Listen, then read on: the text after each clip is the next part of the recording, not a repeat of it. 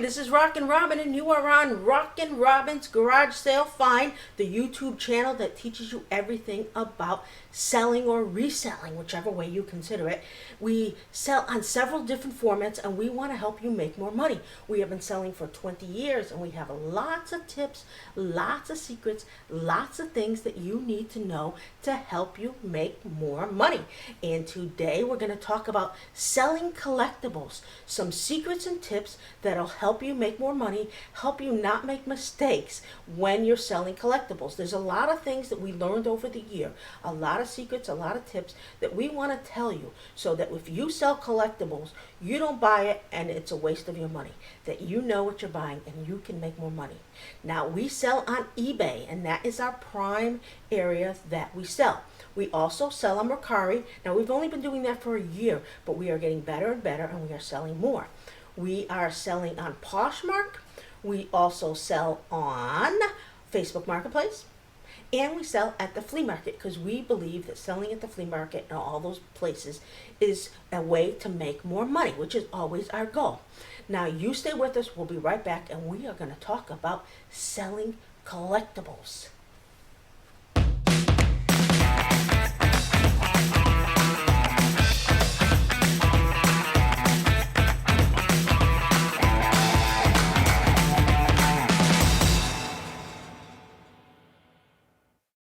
Okay, welcome back. Today's episode is about selling collectibles and the things that you need to know.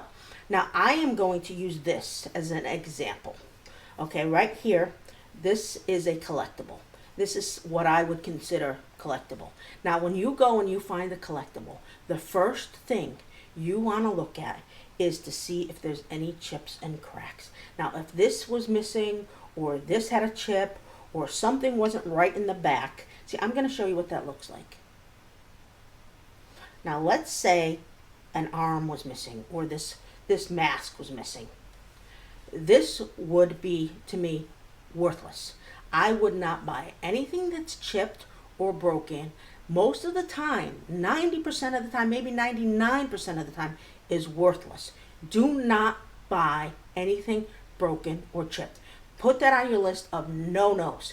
Don't waste your money, no matter how much it is. Now, there are a couple of rare occasions, and you're going to have to look up items to see those rare occasions. If you think it's something really valuable, look it up and see if broken is okay. But 99% of the time, don't even bother. I usually don't even bother looking it up. Unless I know it was something that cost thousands and thousands. Then I might look it up because I could still get hundreds. Big difference.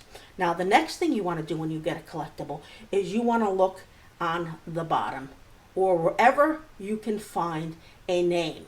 You need to find a name. Who made the item, what the item is, whatever. Once you found that, then you're going to go up on your eBay. You are going to put in search, and you're going to search for the item. Now, find as close as you can. Now, this is a Coca-Cola Emmett Kelly, so I might put Coca-Cola Emmett Kelly. But when I look at the back and I see more details, then I am going to look up the more details. The better the details, the better. I have some like Jim Shore, for instance, he's a collectible. Some of them are worth 50, 60, 70. Some are worth $200, $300, $400. And I'm sure there's some that are maybe only worth 10 or 15. You need to look them up. Now, there's a lot of different collectibles you can buy. They range from, for me, for Disney, for birds, anything that's collectible. I like this because it's double collectible. Coca-Cola, a lot of people collect Coca-Cola, and a lot of people collect Emmett Kelly. So this is both. So that makes it really valuable because two different groups are looking to buy this. Anytime you can get a collectible that reaches semi-different groups, like maybe it's Harley Davidson, could be a Disney Harley Davidson. I haven't seen any of those, but can you imagine Harley Davidson collectors looking for it? Disney collectors are looking for it. Mickey Mouse on a Harley, wouldn't that be cool? Both people would be collecting, so that would make it worth more. Now, that doesn't mean everything is worth a lot. Not everything that has a name is going to be valuable. That's not the way it works. You have to look it up. There's a lot of older ones that are valuable, and things like Hummels used to be worth a lot. I used to spend a lot on Hummels, and now they're virtually $10, $20 the most. I don't even bother. I bought a Hummel at a garage sale recently for $1. $1. They knew what it was. $1. And I sold it at the flea market for 10. And I was thrilled to get 10 at a flea market because I didn't think I'd get that. I said 10, I was hoping to get 5 because, you know, they're not valuable. And when I went to look it up online, it was like $10 free shipping. So what was good was that? So you have to look up everything. Now you also have to pack them well. A lot of things are breakable. So you need to always make sure that you pack them in paper. If you have collectibles and you're storing them in buckets or wherever you store, make sure you're very, very careful. Like I said, they break easy and you don't want something broken. I mean, there's a few things that maybe I would get. I was talking about earlier, like Capodimonte. Sometimes they're broken, but they're still okay, but not a lot of damage. I mean, most of the time you're putting stuff away. Now people say, what should I look for? It is so hard because things are constantly changing.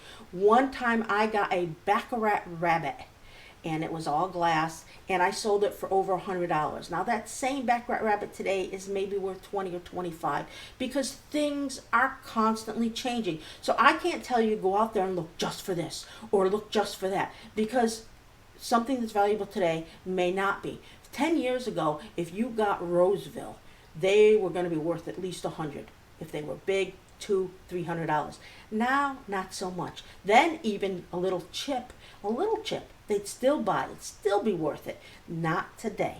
Now, I avoid Roseville when I see it. Oh, look at that, that's a Roseville. But it's worthless. There's so many things, and it's a constantly changing when you do collectibles. There's collectible toys, there's collectible figurines, there's collectible plates. There's so many different. And yes, I do sell a lot of collectibles. I don't talk about the fact that I sell a lot of collectibles enough. I need to teach you more about collectibles. And what I'm going to do is each one, when I sell a collectible, I'm going to tell you a little bit more about it if I can. Now, I knew what this was only because I used to collect Coke, and I have an Emmett Kelly collector who comes to my flea market, so I automatically knew what this was. Now, the next thing is you want to get your collectibles cheap if you can. Now, this one, along with another one that was similar, and maybe 8 or 9 Emmett Kelly's, just Emmett Kelly, not Coca-Cola, I got for $15. Now I sold the other one for $30 and I'm hoping to get $30 for this one. And then the other ones that I got, I'm bringing to the flea market and I'm going to ask the person who collects them $10 each. She'll probably want all of them and I'll give her a deal. But I was able to get them cheap. So don't go and say, oh, look at, there's a great Elvis Presley collectible. Ooh, there's a great, so whatever collectible that it is that you see and think that you're going to get a lot. You might not. You have to look it up. Looking it up is the key. I have a video on how to scan items, but not everything that's collectible you're going to find scanned. I look a lot for Danbury Mint and Franklin Mint. If those names are on it, usually it's worth something. I look for Boehm birds. Those are worth something. Not the little ones. You want a little bit bigger.